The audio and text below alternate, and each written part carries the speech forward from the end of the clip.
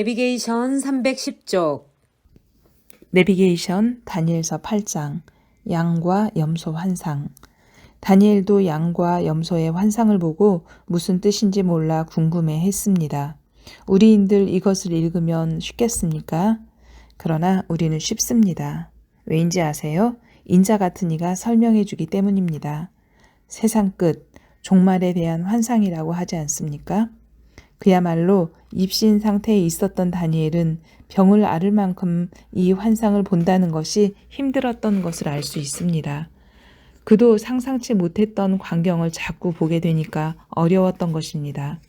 뜻도 이해하지 못했다고 고백합니다. 선지자들은 학문을 열심히 공부하는 것을 기초로 하지만 이렇게 쏟아내리듯이 묵시를 볼 경우 자기도 무슨 뜻인지 알 수가 없어서 힘들어했던 것을 알 수 있습니다. 성경 다니엘서 8장. 나 다니엘에게 처음에 나타난 환상 후 벨사살 왕 제3년에 다시 한 환상이 나타나니라. 내가 환상을 보았는데 내가 그것을 볼 때 내 몸은 엘람 지방 수산성에 있었고 내가 환상을 보기는 을레 강변에서이니라. 내가 눈을 들어 본즉 강가에 두 뿔 가진 순양이 섰는데 그 두 뿔이 다 길었으며 그 중 한 뿔은 다른 뿔보다 길었고 그 긴 것은 나중에 난 것이더라. 내가 본즉 그 순양이 서쪽과 북쪽과 남쪽을 향하여 받으나 그것을 당할 짐승이 하나도 없고 그 손에서 구할 자가 없으므로 그것이 원하는 대로 행하고 강하여졌더라. 내가 생각할 때에 한 순염소가 서쪽에서부터 와서 온 지면에 두루 다니되 땅에 닿지 아니하며 그 염소의 두 눈 사이에는 현저한 뿔이 있더라. 그것이 두 뿔 가진 순양 곧 내가 본 바 강가에 섰던 양에게로 나아가되 분노한 힘으로 그것에게로 달려가더니 내가 본즉 그것이 순양에게로 가까이 나아가서는 더욱 성내어 그 순양을 쳐서 그 두 뿔을 꺾으나 순양에게는 그것을 대적할 힘이 없으므로 그것이 순양을 땅에 엎드러뜨리고 짓밟았으나 순양을 그 손에서 벗어나게 할 자가 없었더라. 순염소가 스스로 심히 강대하여 가더니 강성할 때에 그 큰 뿔이 꺾이고 그 대신에 현저한 뿔 넷이 하늘 사방을 향하여 났더라. 그중 한 뿔에서 또 작은 뿔 하나가 나서 남쪽과 동쪽과 또 영화로운 땅을 향하여 심히 커지더니 그것이 하늘 군대에 미칠 만큼 커져서 그 군대와 별들 중에 몇을 땅에 떨어뜨리고 그것들을 짓밟고 또 스스로 높아져서 군대의 주제를 대적하며 그에게 매일 드리는 제사를 없애버렸고 그의 성소를 헐었으며 그의 악으로 말미암아 백성이 매일 드리는 제사가 넘긴 바 되었고 그것이 또 진리를 땅에 던지며 자의로 행하여 형통하였더라. 내가 들은즉 한 거룩한 이가 말하더니 다른 거룩한 이가 그 말하는 이에게 묻되 환상에 나타난 바 매일 드리는 제사와 망하게 하는 죄악에 대한 일과 성소와 백성이 내준 바 되며 짓밟힐 일이 어느 때까지 이를꼬 하매 그가 내게 이르되 2300 주야까지니 그때의 성소가 정결하게 되리라 하였느니라. 나 다니엘이 이 환상을 보고 그 뜻을 알고자 할 때에 사람 모양 같은 것이 내 앞에 섰고 내가 들은즉 을레강 두 언덕 사이에서 사람의 목소리가 있어 외쳐 이르되 가브리엘아 이 환상을 이 사람에게 깨닫게 하라 하더니 그가 내가 선 곳으로 나왔는데 그가 나올 때에 내가 두려워서 얼굴을 땅에 대고 엎드리매 그가 내게 이르되 인자야 깨달아 알라 이 환상은 정한 때 끝에 관한 것이니라.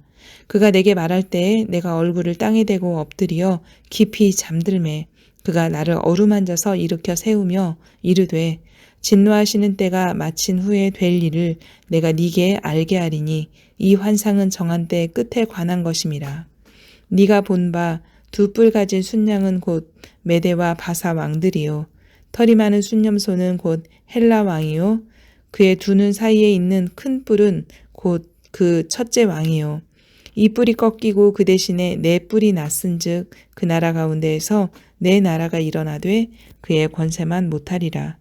이 네 나라 마지막 때에 반역자들이 가득할 즈음에 한 왕이 일어나리니 그 얼굴은 뻔뻔하며 속임수에 능하며 그 권세가 강할 것이나 자기의 힘으로 말미암은 것이 아니며 그가 장차 놀랍게 파괴 행위를 하고 자의로 행하여 형통하며 강한 자들과 거룩한 백성을 멸하리라. 그가 꾀를 베풀어 제 손으로 속임수를 행하고 마음에 스스로 큰 채하며 또 평화로운 때에 많은 무리를 멸하며 또 스스로 서서 만왕의 왕을 대적할 것이나 그가 사람의 손으로 말미암지 아니하고 깨지리라. 이미 말한 바 주야에 대한 환상은 확실하니 너는 그 환상을 간직하라. 이는 여러 날 후의 일임이라 하더라. 이에 나 다니엘이 지쳐서 여러 날 알타가 일어나서 왕의 일을 보았느니라. 내가 그 환상으로 말미암아 놀랐고 그 뜻을 깨닫는 사람도 없었느니라. 내비게이션 311쪽 다니엘서 9장 70년 포로 기간을 이해하고 회개함. 예레미야의 활동과 예언을 기억할 것. 벨사살이 살해되고 메대의 다리오 1세가 다스리기 시작하던 해, 즉 페르시아 세력이 시작하던 해에 다니엘은 다시 공부합니다. 물론 이전에도 많이 공부했을 것입니다. 그렇지 않으면 여호와 하나님을 알 리가 없었을 테니까요. 무슨 공부냐 하면 예레미야 공부였습니다. 벨사살이 죽고 새 제국이 들어서는 이 순간 다니엘의 뇌리를 스치면서 파고드는 것은 바로 예레미야였던 것입니다.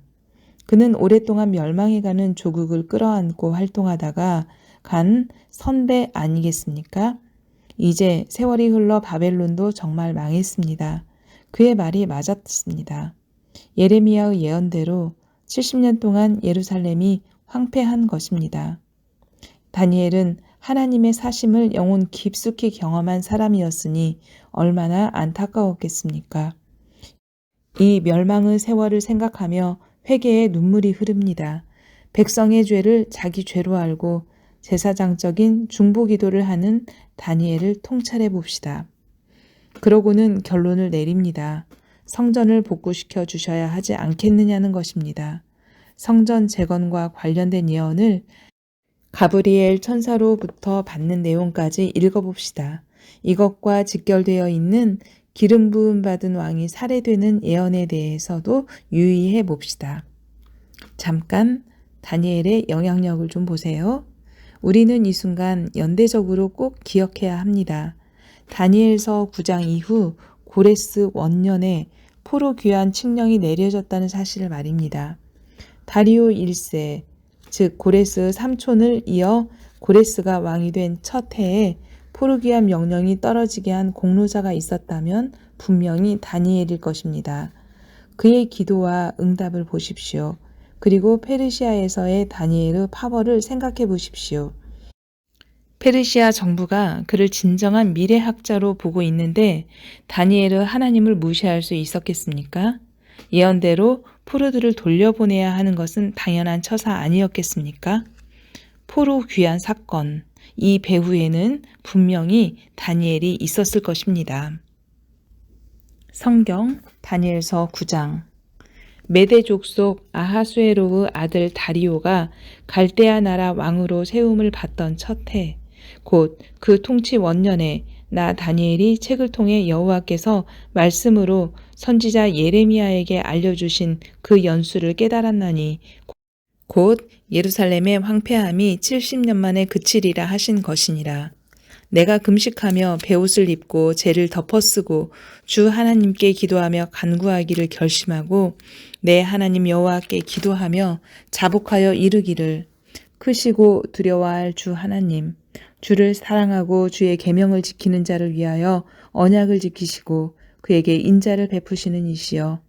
우리는 이미 범죄하여 패역하며 행악하며 반역하여 주의 법도와 규례를 떠나싸우며 우리가 또 주의 종 선지자들이 주의 이름으로 우리의 왕들과 우리의 고관과 조상들과 온 국민에게 말씀한 것을 듣지 아니하였나이다. 주여, 공의는 주께로 돌아가고 수치는 우리 얼굴로 돌아옴이 오늘과 같아서 유다 사람들과 예루살렘 거민들과 이스라엘이 가까운 곳에 있는 자들이나 먼 곳에 있는 자들이 다 주께서 쫓아내신 각국에서 수치를 당하였사오니 이는 그들이 주께 죄를 범하였음이니이다.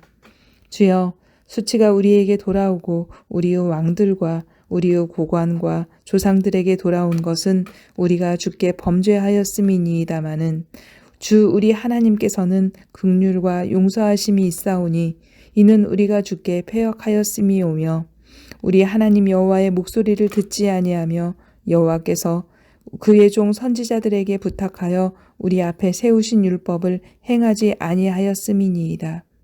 온 이스라엘이 주의 율법을 범하고 치우쳐가서 주의 목소리를 듣지 아니하였으므로 이 저주가 우리에게 내렸으되 곧 하나님의 종 모세의 율법에 기록된 맹세대로 되었사오니 이는 우리가 주께 범죄하였음이니이다. 주께서 큰 재앙을 우리에게 내리사 우리와 및 우리를 재판하던 재판관을 쳐서 하신 말씀을 이루셨사오니 온 천하에 예루살렘에서 일어난 일 같은 것이 없나이다. 모세의 율법에 기록된 대로 이 모든 재앙이 이미 우리에게 내렸사오나 우리는 우리의 죄악을 떠나고 주의 진리를 깨달아 우리 하나님 여호와의 얼굴을 기쁘게 하지 아니하였나이다. 그러므로 여호와께서 이 재앙을 간직하여 두셨다가 우리에게 내리게 하셨사오니 우리의 하나님 여호와께서 행하시는 모든 일이 공의로우시나 우리가 그 목소리를 듣지 아니하였음이니이다. 강한 손으로 주의 백성을 애굽 땅에서 인도하여 내시고 오늘과 같이 명성을 얻으신 우리 주 하나님이시여 우리는 범죄하였고 악을 행하였나이다. 주여 구하옵나니 주는 주의 공의를 따라 주의 분노를 주의 성 예루살렘 주의 거룩한 산에서 떠나게 하옵소서. 이는 우리의 죄와 우리 조상들의 죄악으로 말미암아 예루살렘과 주의 백성이 사면에 있는 자들에게 수치를 당함이니이다. 그러하온즉 우리 하나님이여 지금 주의 종의 기도와 간구를 들으시고 주를 위하여 주의 얼굴빛을 주의 황폐한 성소에 비추시옵소서. 나의 하나님이여 귀를 기울여 들으시며 눈을 떠서 우리의 황폐한 상황과 주의 이름으로 일컫는 성을 보옵소서. 우리가 주 앞에 간구하옵는 것은 우리의 공의를 의지하여 하는 것이 아니요 주의 큰 긍휼을 의지하여 함이니이다.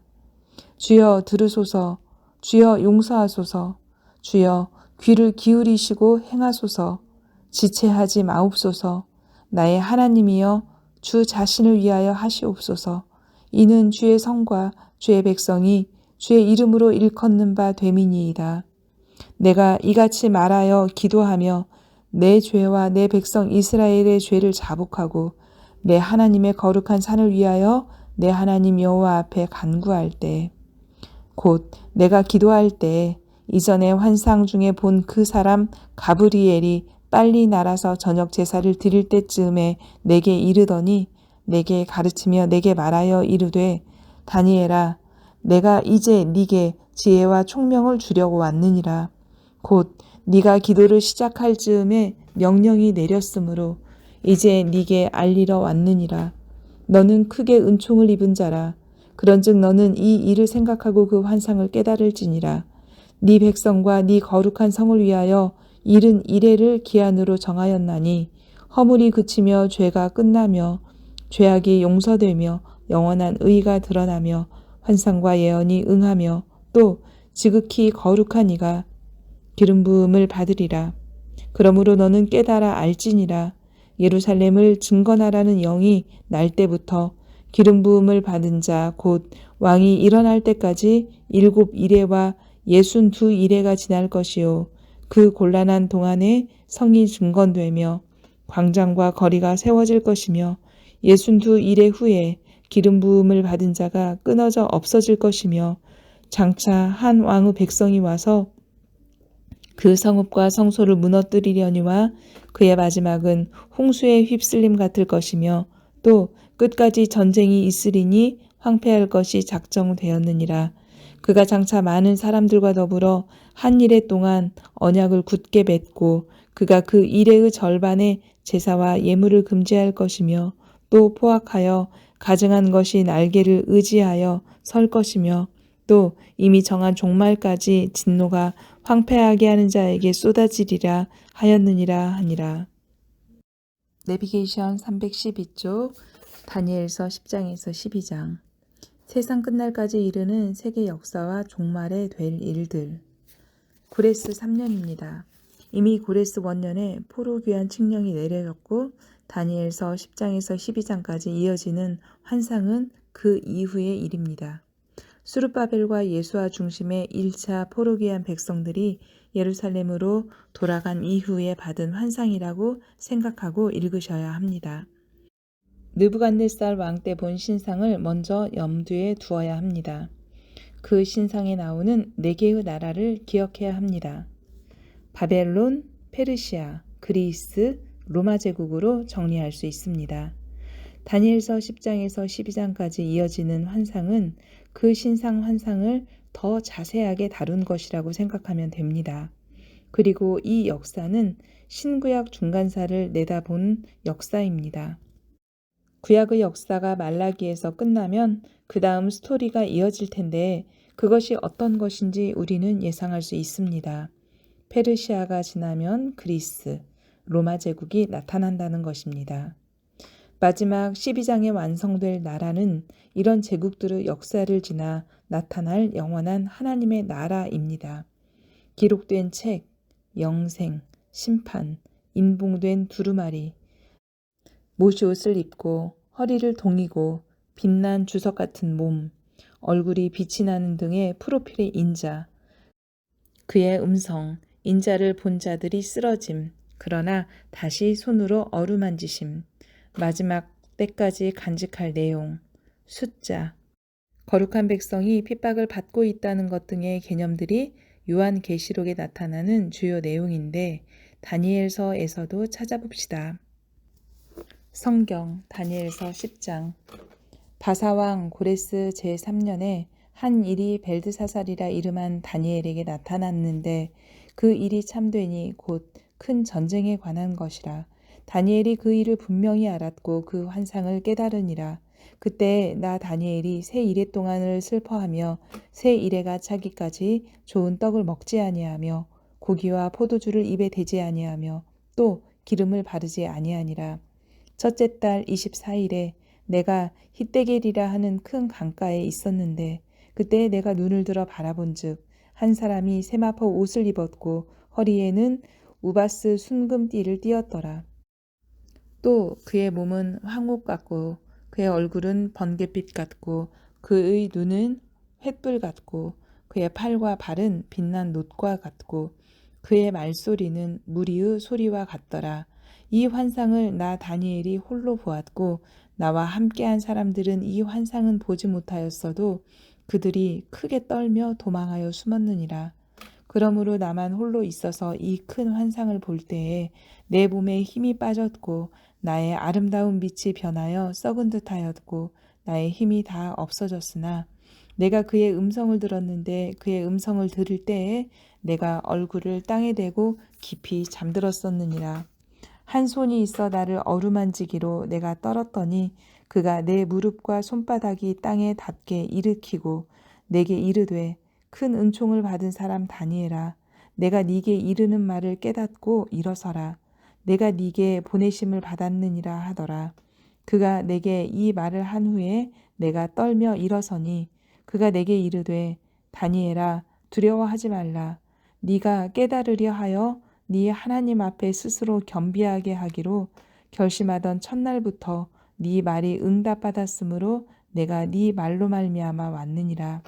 그런데 바사 왕국의 군주가 21일 동안 나를 막았으므로 내가 거기 바사 왕국의 왕들과 함께 머물러 있더니 가장 높은 군주 중 하나인 미가엘이 와서 나를 도와주므로 이제 내가 마지막 날에 네 백성이 당할 일을 네게 깨닫게 하러 왔노라. 이는 이 환상이 오랜 후의 일임이라 하더라. 그가 이런 말로 내게 이를 때에 내가 곧 얼굴을 땅에 향하고 말문이 막혔더니 인자와 같은 이가 있어 내 입술을 만진지라. 내가 곧 입을 열어 내 앞에 서 있는 자에게 말하여 이르되 내 주여 이 환상으로 말미암아 근심이 내게 더함으로 내가 힘이 없어졌나이다. 내 몸에 힘이 없어졌고 호흡이 남지 아니하였사오니 내 주의 이 종이 어찌 능히 내 주와 더불어 말씀할 수 있으리까 하니 또 사람의 모양 같은 것 하나가 나를 만지며 나를 강건하게 하여 이르되 큰 은총을 받은 사람이여 두려워하지 말라. 평안하라. 강건하라. 강건하라. 그가 이같이 내게 말하매 내가 곧 힘이 나서 이르되 내 주께서 나를 강건하게 하셨사오니 말씀하옵소서. 그가 이르되 내가 어찌하여 네게 왔는지 네가 아느냐. 이제 내가 돌아가서 바사 군주와 싸우려니와 내가 나간 후에는 헬라의 군주가 이를 것이라. 오직 내가 먼저 진리의 글에 기록된 것으로 네게 보이리라. 나를 도와서 그들을 대항할 자는 너희의 군주 미가엘 뿐이니라. 다니엘서 11장. 내가 또 메대 사람 다리오 원년에 일어나 그를 도와서 그를 강하게 한 일이 있었느니라. 이제 내가 참된 것을 네게 보이리라. 보라, 바사에서 또 새 왕들이 일어날 것이요. 그 후에 넷째는 그들보다 심히 부요할 것이며 그가 그 부요함으로 강하여진 후에는 모든 사람을 충동하여 헬라 왕국을 칠 것이며 장차 한 능력 있는 왕이 일어나서 큰 권세로 다스리며 자기 마음대로 행하리라. 그러나 그가 강성할 때에 그의 나라가 갈라져 천하 사방에 나누일 것이나 그의 자손에게로 돌아가지도 아니할 것이요 또 자기가 주장하던 권세대로도 되지 아니하리니 이는 그 나라가 뽑혀서 그 이외의 다른 사람에게로 돌아갈 것임이니라. 남방의 왕은 강할 것이나 그 군주들 중 하나는 그보다 강하여 권세를 떨치리니 그의 권세가 심히 클 것이요 몇 해 후에 그들이 서로 단합하리니 곧 남방왕의 딸이 북방왕에게 가서 화친하리라. 그러나 그 공주의 힘이 쇠하고 그 왕은 서지도 못하며 권세가 없어질 뿐 아니라 그 공주와 그를 데리고 온 자와 그를 낳은 자와 그때 도와주던 자가 다 버림을 당하리라. 그러나 그 공주의 본 족속에게 난 자 중 한 사람이 왕위를 이어 권세를 받아 북방왕의 군대를 치러 와서 그의 성에 들어가서 그들을 쳐서 이기고 그 신들과 부어 만든 우상들과 은과 금의 아름다운 그릇들은 다 노략하여 애굽으로 가져갈 것이요 몇 해 동안은 그가 북방왕을 치지 아니하리라. 북방왕이 남방왕의 왕국으로 쳐들어갈 것이나 자기 본국으로 물러가리라. 그러나 그의 아들들이 전쟁을 준비하고 심히 많은 군대를 모아서 물이 넘침같이 나아올 것이며 그가 또 와서 남방왕의 견고한 성까지 칠 것이요 남방왕은 크게 노하여 나와서 북방왕과 싸울 것이라. 북방왕이 큰 무리를 일으킬 것이나 그 무리는 그의 손에 넘겨준 바 되리라. 그가 큰 무리를 사로잡은 후에 그의 마음이 스스로 높아져서 수만 명을 엎드러뜨릴 것이나 그 세력은 더하지 못할 것이요 북방왕은 돌아가서 다시 군대를 전보다 더 많이 준비하였다가 몇 대 곧 몇 해 후에 군대와 많은 물건을 거느리고 오리라. 그때 여러 사람이 일어나서 남방왕을 칠 것이요 내 백성 중에서도 포악한 자가 스스로 높아져서 환상을 이루려 할 것이나 그들이 도리어 걸려 넘어지리라. 이에 북방왕은 와서 토성을 쌓고 견고한 성읍을 점령할 것이요 남방 군대는 그를 당할 수 없으며 또 그가 택한 군대라도 그를 당할 힘이 없을 것이므로 오직 와서 치는 자가 자기 마음대로 행하리니 그를 당할 사람이 없겠고 그는 영화로운 땅에 설 것이요 그의 손에는 멸망이 있으리라. 그가 결심하고 전국에 힘을 다하여 이르렀다가 그와 화친할 것이요 또 여자의 딸을 그에게 주어 그 나라를 망하게 하려 할 것이나 이루지 못하리니 그에게 무익하리라. 그 후에 그가 그의 얼굴을 바닷가로 돌려 많이 점령할 것이나 한 장군이 나타나 그의 정복을 그치게 하고 그 수치를 그에게로 돌릴 것이므로 그가 드디어 그 얼굴을 돌려 자기 땅 산성들로 향할 것이나 거기 넘어지고 다시는 보이지 아니하리라. 그 왕위를 이을 자가 압제자를 그 나라의 아름다운 곳으로 두루 다니게 할 것이나 그는 분노함이나 싸움이 없이 몇 날이 못되어 망할 것이요 또 그의 왕위를 이을 자는 한 비천한 사람이라 나라의 영광을 그에게 주지 아니할 것이나 그가 평안한 때를 타서 속임수로 그 나라를 얻을 것이며 넘치는 물 같은 군대가 그에게 넘침으로 말미암아 패할 것이요 동맹한 왕도 그렇게 될 것이며 그와 약조한 후에 그는 거짓을 행하여 올라올 것이요 소수의 백성을 가지고 세력을 얻을 것이며 그가 평안한 때에 그 지방의 가장 기름진 곳에 들어와서 그의 조상들과 조상들의 조상이 행하지 못하던 것을 행할 것이요 그는 노력하고 탈취한 재물을 무리에게 흩어주며 계략을 세워 얼마 동안 산성들을 칠 것인데 때가 이르기까지 그리하리라. 그가 그의 힘을 떨치며 용기를 다하여 큰 군대를 거느리고 남방왕을 칠 것이요 남방왕도 심히 크고 강한 군대를 거느리고 맞아 싸울 것이나 능히 당하지 못하리니 이는 그들이 계략을 세워 그를 침이니라.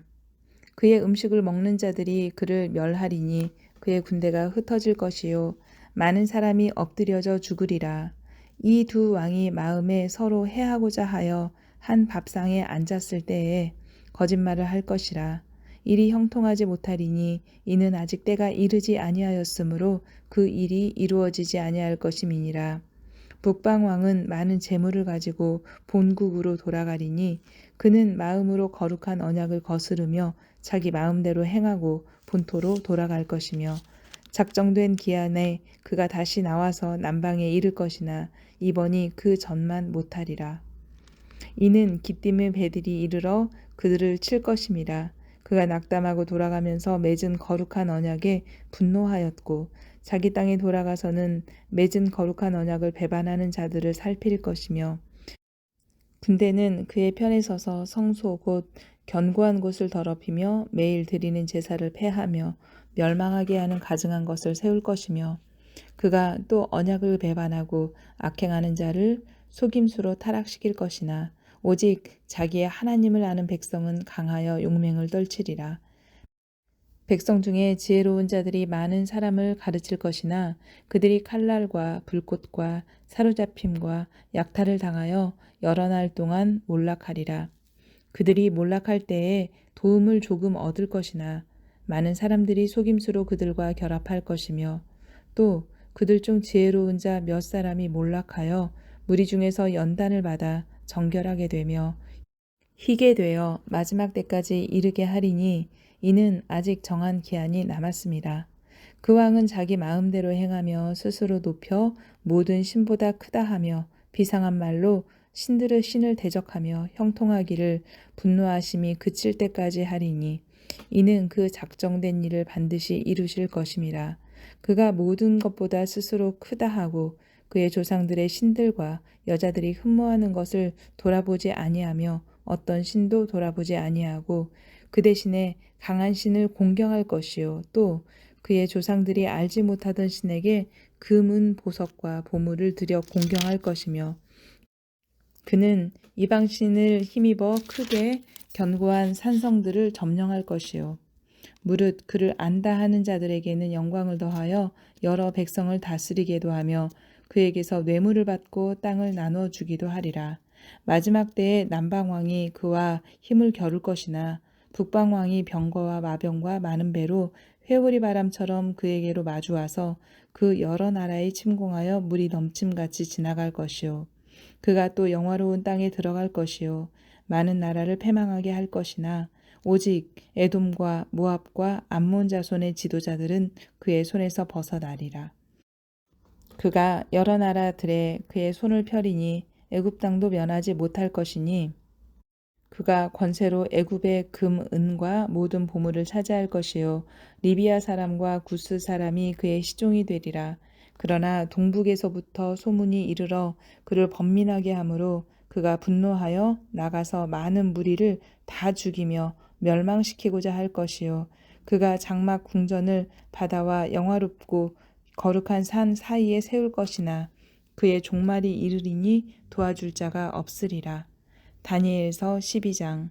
그때에 내 민족을 호위하는 큰 군주 미가엘이 일어날 것이요 또 환란이 있으리니 이는 개국 이래로 그때까지 없던 환란일 것이며 그때에 내 백성 중 책에 기록된 모든 자가 구원을 받을 것이라. 땅의 티끌 가운데에서 자는 자 중에서 많은 사람이 깨어나 영생을 받는 자도 있겠고 수치를 당하여서 영원히 부끄러움을 당할 자도 있을 것이며 지혜 있는 자는 궁창의 빛과 같이 빛날 것이요 많은 사람을 옳은 대로 돌아오게 한 자는 별과 같이 영원토록 빛나리라. 다니엘아, 마지막 때까지 이 말을 간수하고 이 글을 봉함하라. 많은 사람이 빨리 왕래하며 지식이 더하리라. 나 다니엘이 본즉 다른 두 사람이 있어 하나는 강 이쪽 언덕에 섰고 하나는 강 저쪽 언덕에 섰더니 그중 하나가 세마포 옷을 입은 자 곧 강물 위쪽에 있는 자에게 이르되 이 놀라운 일의 끝이 어느 때까지냐 하더라. 내가 들은즉 그 세마포 옷을 입고 강물 위쪽에 있는 자가 자기의 좌우 손을 들어 하늘을 향하여 영원히 살아계시는 이를 가리켜 맹세하여 이르되 반드시 한때 두때 반때를 지나서 성도의 권세가 다 깨지기까지이니 그렇게 되면 이 모든 일이 다 끝나리라 하더라. 내가 듣고도 깨닫지 못한지라. 내가 이르되 내 주여 이 모든 일의 결국이 어떠하겠나이까 하니 그가 이르되 다니엘아 갈지어다. 이 말은 마지막 때까지 간수하고 봉함할 것임이니라. 많은 사람이 연단을 받아 스스로 정결하게 하며 희게 할 것이나 악한 사람은 악을 행하리니 악한 자는 아무것도 깨닫지 못하되 오직 지혜 있는 자는 깨달으리라. 매일 드리는 제사를 폐하며 멸망하게 할 가증한 것을 세울 때부터 1290일을 지낼 것이요. 기다려서 1335일까지 이르는 그 사람은 복이 있으리라. 너는 가서 마지막을 기다리라. 이는 네가 평안히 쉬다가 끝날에는 네 몫을 누릴 것임이라. 아멘. 내비게이션 312쪽. 에스겔은 누구인가? 자, 이제 에스겔 차례입니다. 에스겔은 부시의 아들로서 제사장 출신이에요. BC 597년에 포로로 잡혀갔는데 이때는 이미 다니엘이 3년의 훈련 기간을 마치고 5년 동안 술객의 책임자로 일하고 있을 때였습니다. 하나님의 신이 임해서 환상을 보기 시작한 때는 잡혀온 지 5년째 되는 해라고 합니다. 이제 에스겔은 하나님이 환상으로 보여주신 사건을 중심으로 기록해 나가기 시작합니다. 여호야긴 왕이 잡혀온 지 5년에 이러한 형식으로 정확한 날짜들을 명시하고 있습니다. 그 이후 중요한 사건이나 환상이 나타난 때도 마찬가지입니다. 제6년 6째 달 5일에 또는 제7년 5째 달 10일에 또 제9년 10째 달 10일에 제11년, 제12년, 제27년, 제11년, 제12년, 제25년 등입니다. 에스겔도 여호야긴 왕과 함께 잡혀왔기 때문에 앞으로도 기록 연대의 기점을 여호야긴 왕이 포로로 잡혀온 지 또는 우리가 포로로 잡혀온 지 몇 년에 이러한 식으로 표현한다는 것을 잊지 마세요. 1만 명 정도의 포로 가운데 예언자들도 있었을 텐데 에스겔은 특별하게 쓰임받은 사람입니다. 에스겔의 활동 무대는 그발강 유역입니다. 이 강은 바벨론의 운하가 있는 큰 강이라고 합니다. 이 근처 텔아비브에 그의 집이 있었고 아내가 있었습니다. 그런데 9년째 되던 해에 아내가 죽습니다. 다니엘은 행정가로서 왕궁의 공무원으로 일하며 영향력을 끼친 데 반해 에스겔은 전형적인 설교가였고 영적인 지도자였습니다. 다니엘이 페르시아 시절까지 활동한 데 반해 에스겔은 느부갓네살 통치가 끝나기 전에 죽은 것으로 보입니다. 에스겔은 영의 사람입니다. 그는 7번이나 성령에 의해서 다른 곳으로 몸이 이동하는 신비한 체험을 했다고 합니다. 이 정도의 체험은 그만큼 하나님의 뜻을 알고 있었을 뿐 아니라 깊은 기도의 세계를 통해 하나님과 교감해내는 영적 실력이 있었기 때문에 가능한 것입니다. 그는 거짓 예언자 현상에 대해 알고 있었습니다. 거짓 제사장들에 대해서도 알고 있었고요. 무엇보다 미래에 세워질 성전에 대하여 자세한 환상을 받은 것을 보면 제사장직에 대해 분명한 식견도 있었습니다. 뿐만 아니라 당시 자기가 살았던 세계에 대한 지식을 가진 사람입니다. 암몬, 모압, 에돔, 블레셋, 두로, 시돈, 이집트에 대해 상당한 정보를 갖고 있었습니다. 25세 정도의 포로로 잡혀간 것으로 보이는데 잡혀가기 전부터 이러한 지식이 있었다는 것은 놀랍습니다. 남방 유다가 멸망할 즈음 얼마나 퇴폐한 사회였는지 우리는 잘 알고 있습니다. 그러나 에스겔은 이런 정도로 실력 있는 젊은이였습니다. 그래도 이런 이들이 남아 있어서 하나님의 나라는 유지되어 왔던 것입니다. 바로 남은 자입니다. 자, 에스겔이 잡혀가 살고 있는 그발 강가로 가봅시다. 시드기야 왕이 막 왕이 되던 해입니다. 잡혀온 당시 포로들은 궁금한 게 있습니다. 무엇보다도 유다의 미래가 과연 어떻게 될 것인가 이거였어요. 예레미야가 본국에서 편지를 보내오기도 합니다. 스마야 같은 사람은 예레미야 같은 거짓 선지자는 죽여라 이렇게 주장하며 고국으로 답장을 보내기도 합니다. 이러한 어간에 거류민 포로들은 애가 탈 뿐입니다. 과연 예레미야 말대로 70년을 기다려야 하는 게 맞는 것인지, 그래서 포도나무도 심고 하면서 아예 오랫동안 정착을 해야 할지, 아니면 보따리도 풀지 말고 그냥 잠깐 있다가 다시 본국으로 송환될 건지 결정하기가 어렵습니다. 게다가 느부갓네살이 변심한 시드기야 왕을 바벨론으로 소환하지를 않나. 포로들은 갈피를 잡지 못하는 거예요. 누군가에게 물어보기라도 하면 속이 시원할 텐데. 그런데 지금 여기 바벨론 그발강가 거류민들이 살고 있는 지역에 마침 에스겔이 있는 겁니다. 그러니 포로 공동체 리더들이 에스겔을 찾아와 얼마나 많은 질문을 했겠냐고요.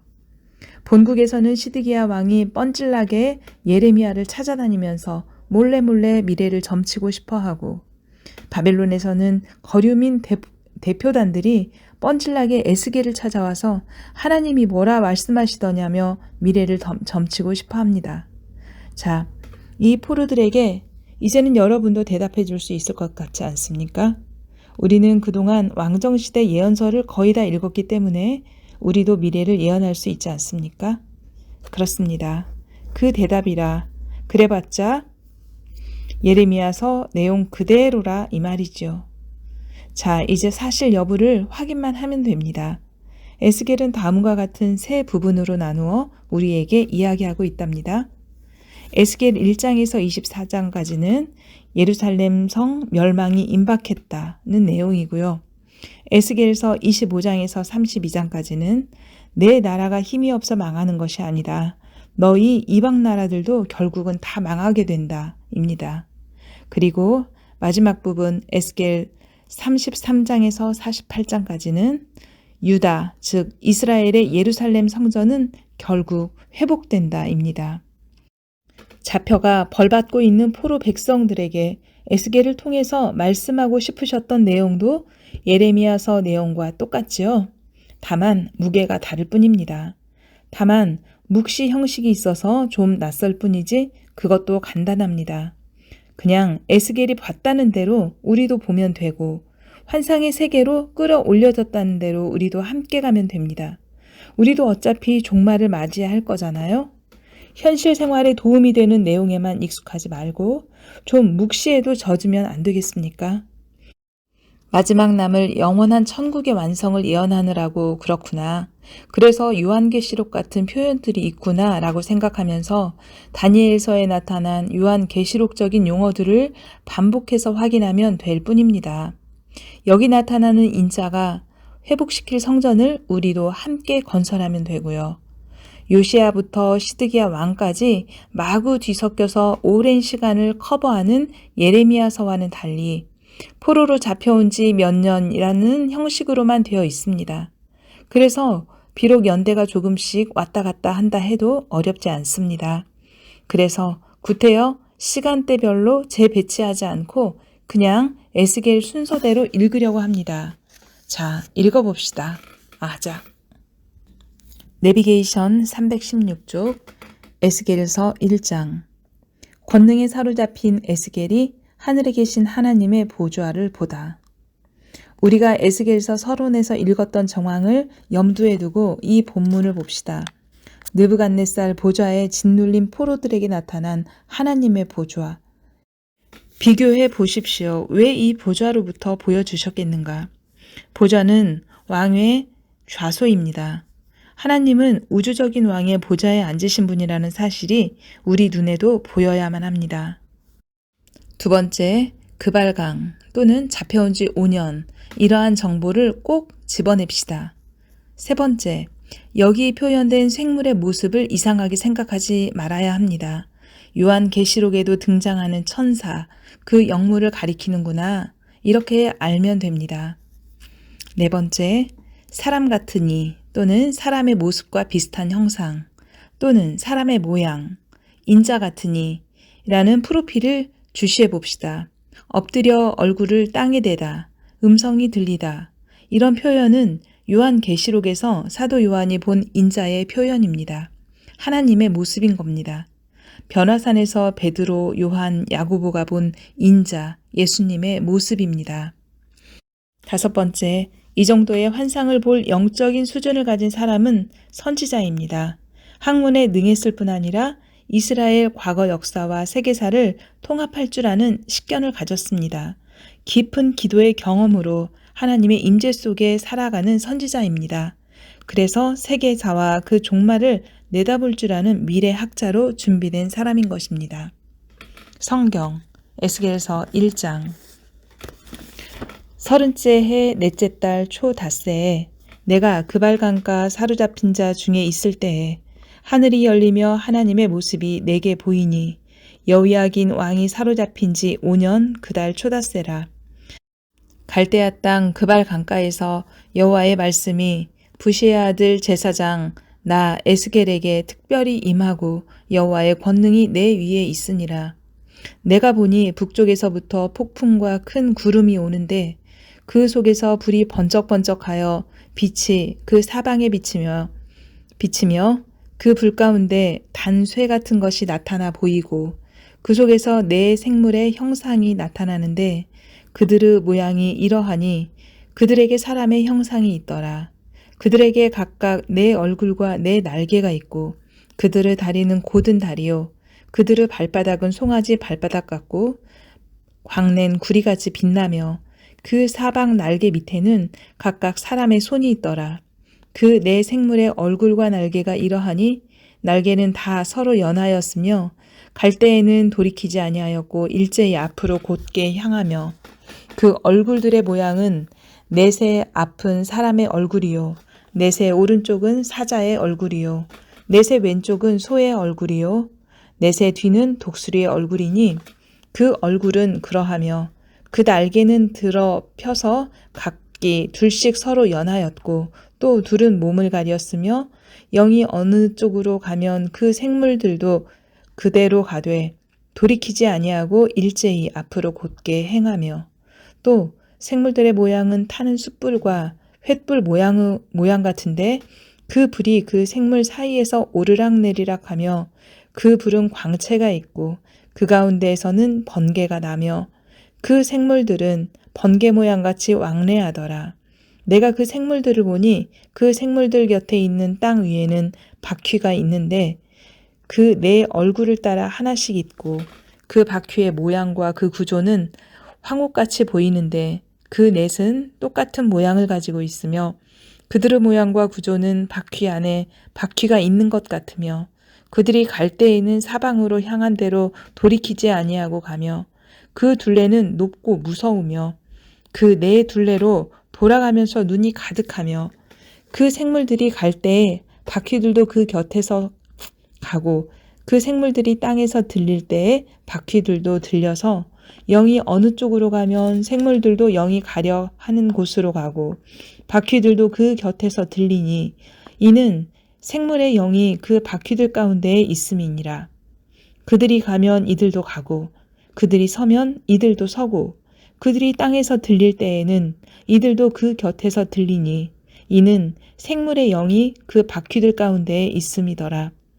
그 생물의 머리 위에는 수정 같은 궁창의 형상이 있어 보기에 두려운데 그들의 머리 위에 펼쳐져 있고 그 궁창 밑에 생물들의 날개가 서로 향하여 펴 있는데 이 생물은 두 날개로 몸을 가렸고 저 생물도 두 날개로 몸을 가렸더라.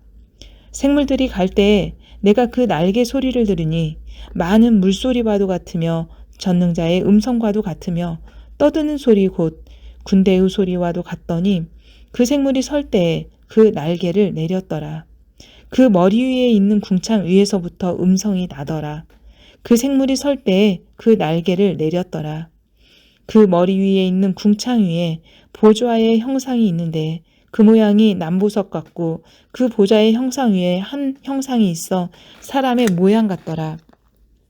내가 보니 그 허리 위의 모양은 단쇠 같아서 그 속과 주위가 불같고 내가 보니 그 허리 아래의 모양도 불같아서 사방으로 광채가 나며 그 사방 광채의 모양은 비오는 날 구름에 있는 무지개 같으니 이는 여호와의 영광의 형상의 모양이라.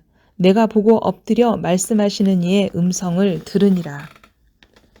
내비게이션 에스겔서 2장에서 3장. 이런 에스겔을 뻔뻔한 이스라엘 족속에게 선지자로 파송하심.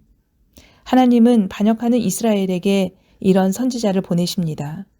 포로로 잡혀왔는데도 하나님 말씀을 듣지 않는 이 뻔뻔한 백성들에게 그래도 에스겔을 파송하신 것입니다. 그런데 하나님은 에스겔을 또 인자라고 지칭하십니다. 1장에도 사람 같은 이가 있었는데 또 그 이름입니다. 여기 2장에서부터 나타나는 인자라는 말은 에스겔서에 93번이나 나타납니다. 연약한 인간의 프로필인 것입니다. 내비게이션 317쪽 인자에 대하여 1장에 하나님의 모습으로 나타나는 인자, 2장의 연약한 사람으로 선지자 파송을 받는 인자, 이 프로필이 겹쳐져 보이십니까? 왜 하나님은 이런 시도를 하시는 걸까요? 하나님이면서도 사람인 어떤 존재, 이런 존재에 합당한 이름이 무엇일까요? 하나님의 아이디어가 있으니 바로 인자라 이 말입니다.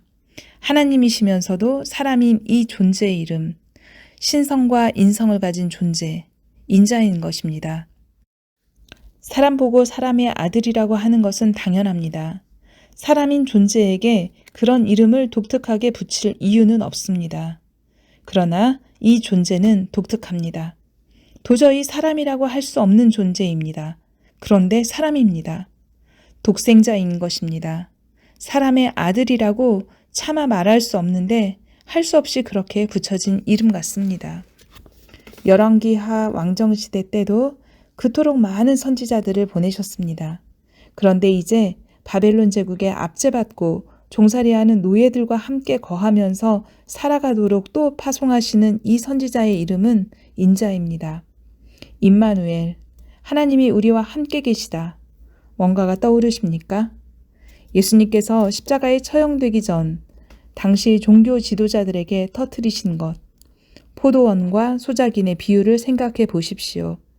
포도원 농부들은 종들을 잡아 죽였을 뿐 아니라 아들까지도 죽인다는 비유입니다. 자기가 인자라고 주장하는 거짓 스승들이 늘 역사 속에 있어 왔습니다. 오늘도 이스라엘 사람들은 자기 민족 전체가 인자라고 해석합니다. 오늘도 누군가가 나는 인자이다 라고 말한다면 그는 거짓 스승입니다. 예수 그리스도 외에는 인자는 없습니다. 에스겔은 선지자로 파송받습니다.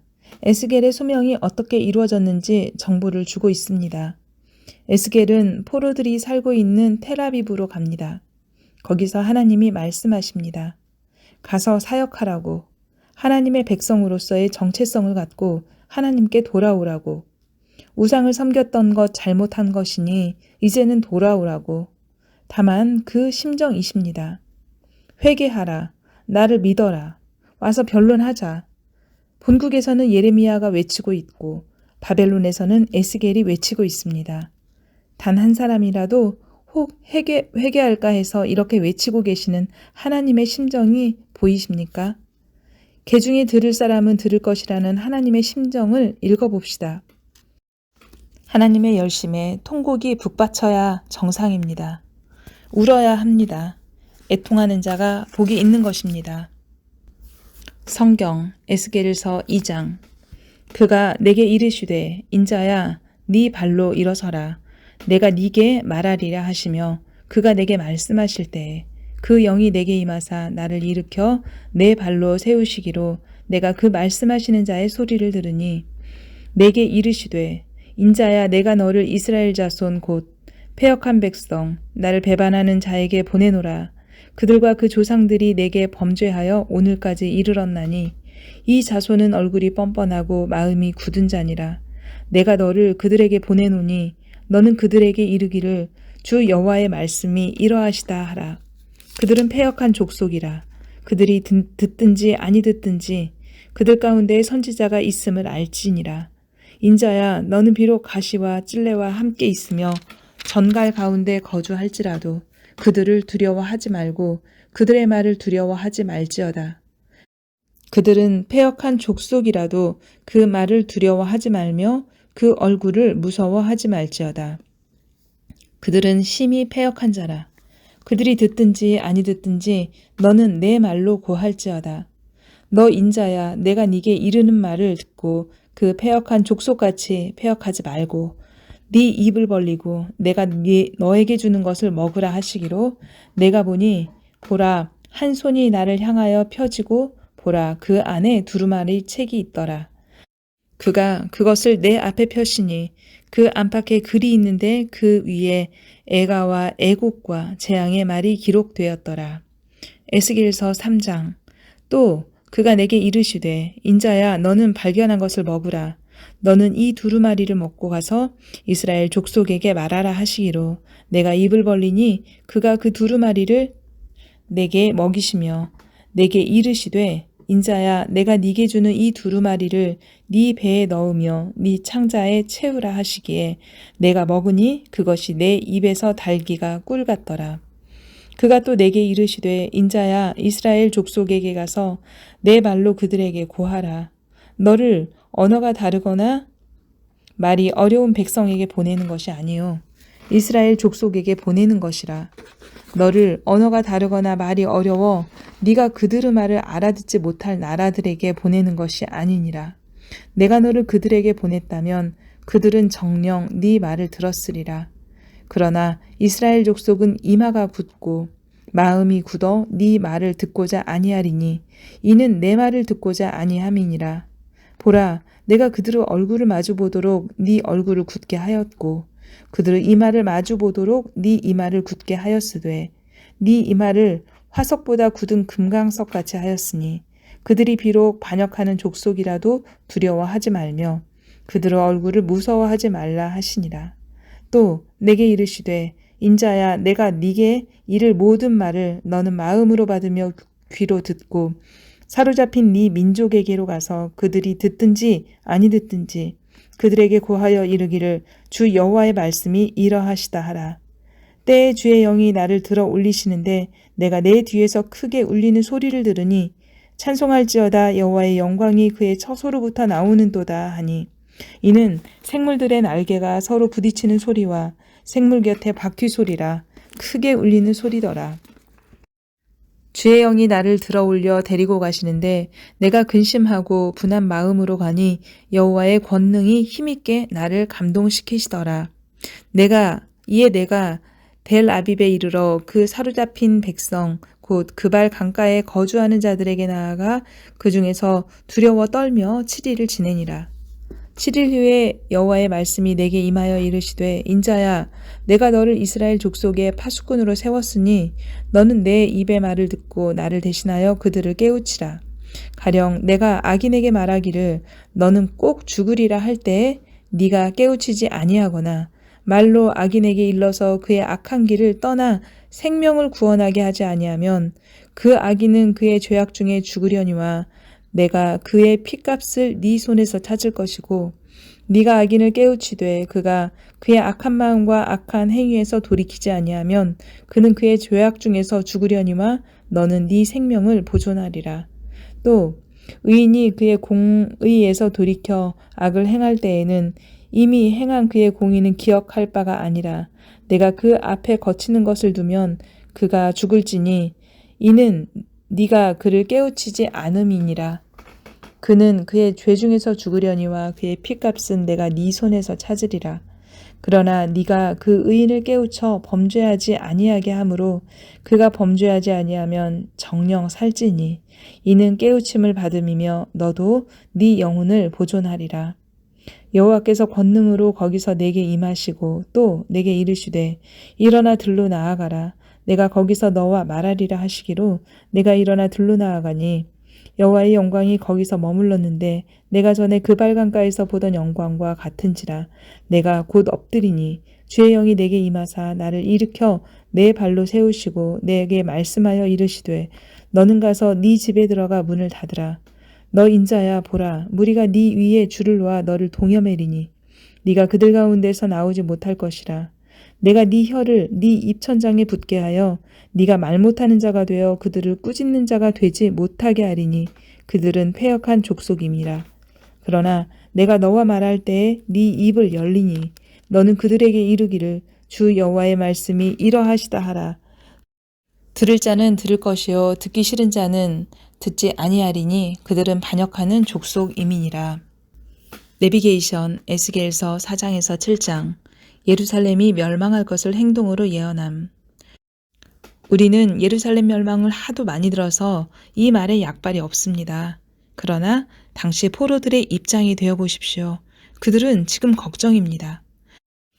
과연 우리가 금방 돌아갈 수 있을까?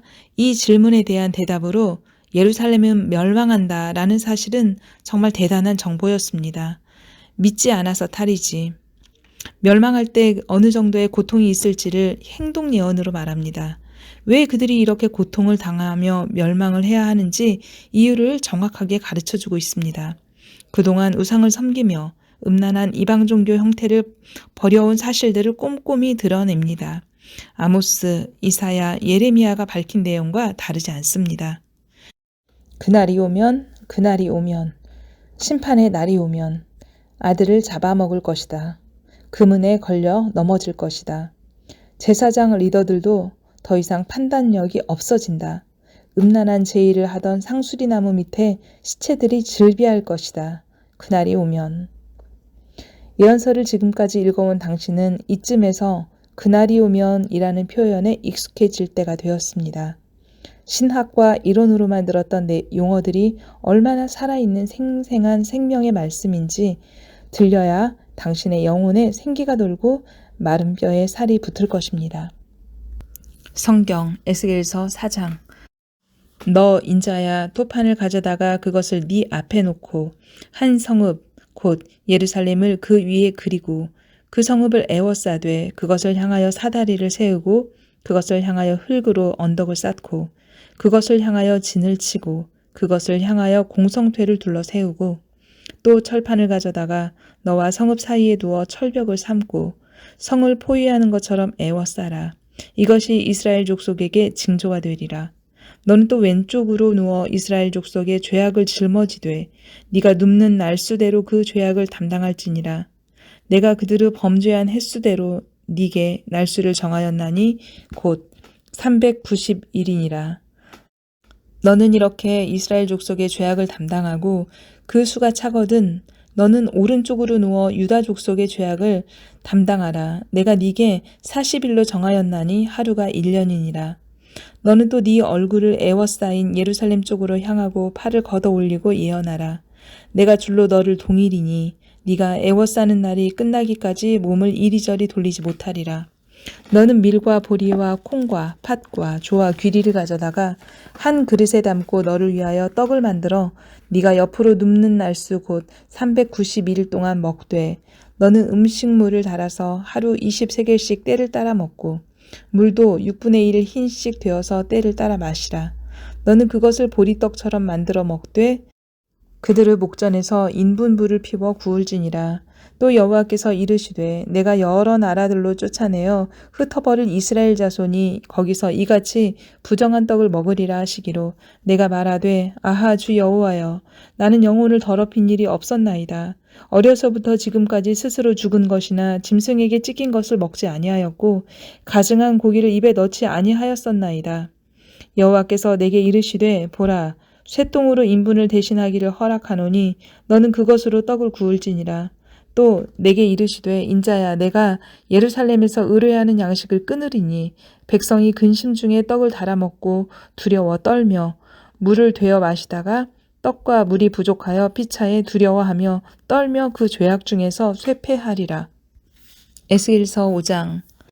너 인자야 너는 날카로운 칼을 가져다가 삭도로 삼아 네 머리털과 수염을 깎아서 저울로 달아 나누어 두라.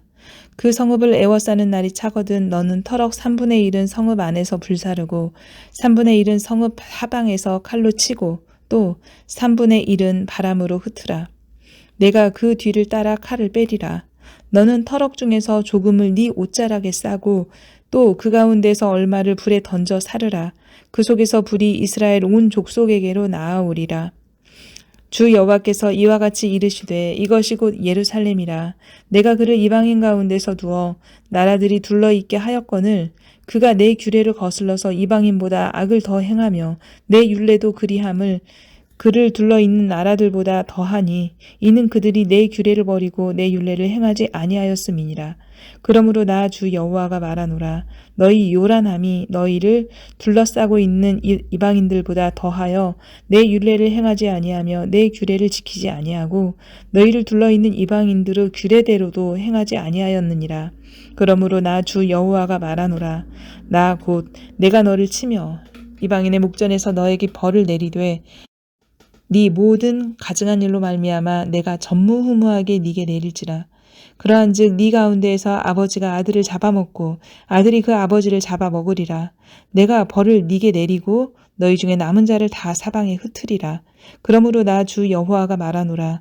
내가 나의 삶을 두고 맹세하노니 네가 모든 미운 물건과 모든 가증한 일로 내 성소를 더럽혔은즉 나도 너를 아끼지 아니하며 긍휼을 베풀지 아니하고 미약하게 하리니 너희 가운데서 3분의 1은 전염병으로 죽으며 기근으로 멸망할 것이요 3분의 1은 너의 사방에서 칼에 엎드려질 것이며 3분의 1은 내가 사방에 흩어버리고 또 그 뒤를 따라 가며 칼을 빼리라. 이와 같이 내 노가 다한즉 그들을 향한 분이 풀려서 내 마음이 가라앉으리라. 내 분이 그들에게 다한즉 나 여호와가 열심으로 말한 줄을 그들이 알리라. 내가 이르되 또 너를 황무하게 하고 너를 둘러싸고 있는 이방인들 중에서 모든 지나가는 자의 목전에 모욕거리가 되게 하리니 내 노와 분과 중한 책망으로 네게 벌을 내린즉 너를 둘러싸고 있는 이방인들에게 네가 수치와 조롱거리가 되고 두려움과 경고가 되리라. 나 여호와의 말이니라. 내가 멸망하게 하는 기근의 독한 화살을 너희에게 보내되 기근을 더하여 너희가 의뢰하는 양식을 끊을 것이라. 내가 기근과 사나운 짐승을 너희에게 보내 외롭게 하고 너희 가운데 전염병과 살육이 일어나게 하고 또 칼이 너희에게 임하게 하리라. 나 여호와의 말이니라. 6장. 여호와의 말씀이 내게 임하여 이르시되 인자야 너는 이스라엘 산을 향하여 그들에게 예언하여 이르기를 이스라엘의 산들아 주 여호와의 말씀을 들으라. 주 여호와께서 산과 언덕과 시내와 골짜기를 향하여 이같이 말씀하시기를 나 곧 내가 칼이 너희에게 임하게 하여 너희 산당을 멸하리니 너희 제단들이 황폐하고 분향단들이 깨뜨려질 것이며 너희가 죽임을 당하여 너희 우상 앞에 엎드려지게 할 것이라.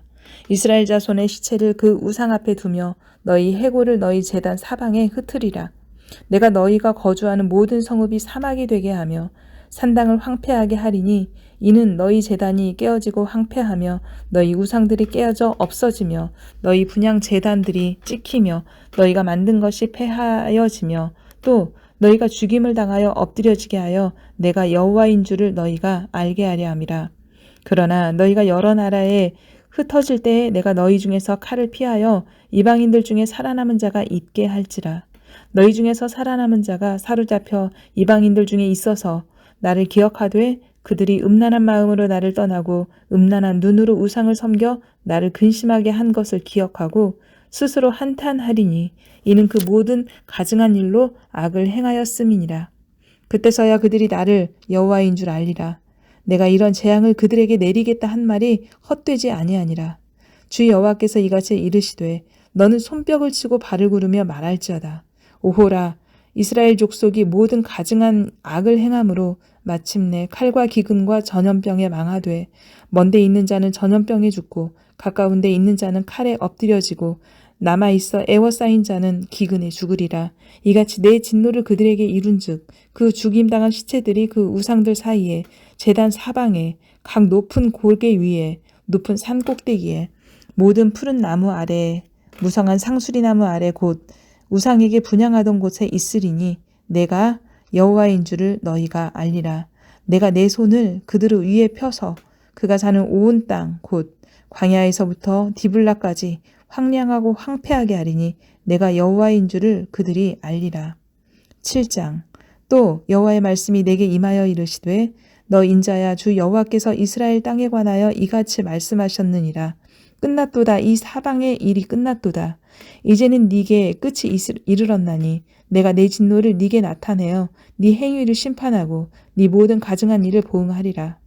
내가 너를 불쌍히 여기지 아니하며 긍휼히 여기지도 아니하고 네 행위대로 너를 벌하여 네 가증한 일이 너희 중에 나타나게 하리니 내가 여호와인 줄을 너희가 알리라.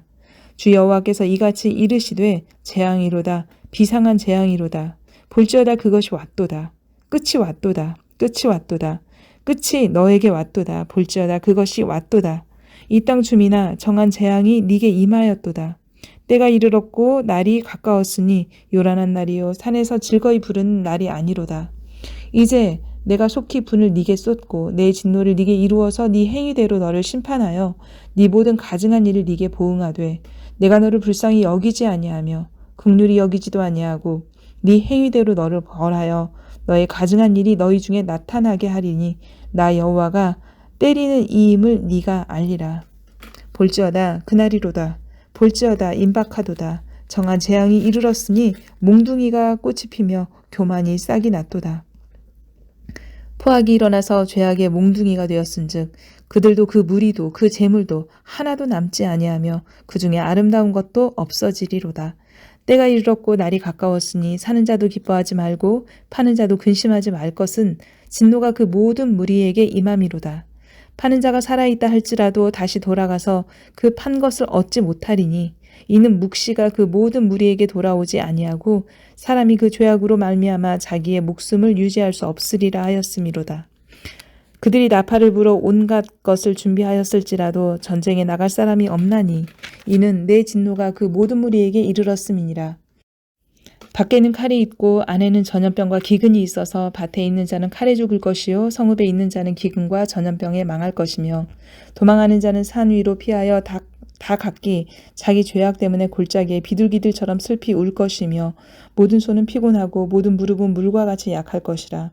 그들이 굵은 배로 허리를 묶을 것이요 두려움이 그들을 덮을 것이요 모든 얼굴에는 수치가 있고 모든 머리에는 대머리가 될 것이며 그들이 그 은을 거리에 던지며 그 금을 오물같이 여기리니 이는 여호와 내가 진노를 내리는 날에 그들의 은과 금이 능히 그들을 건지지 못하며 능히 그 심령을 족하게 하거나 그 창자를 채우지 못하고 오직 죄악의 걸림돌이 되미로다.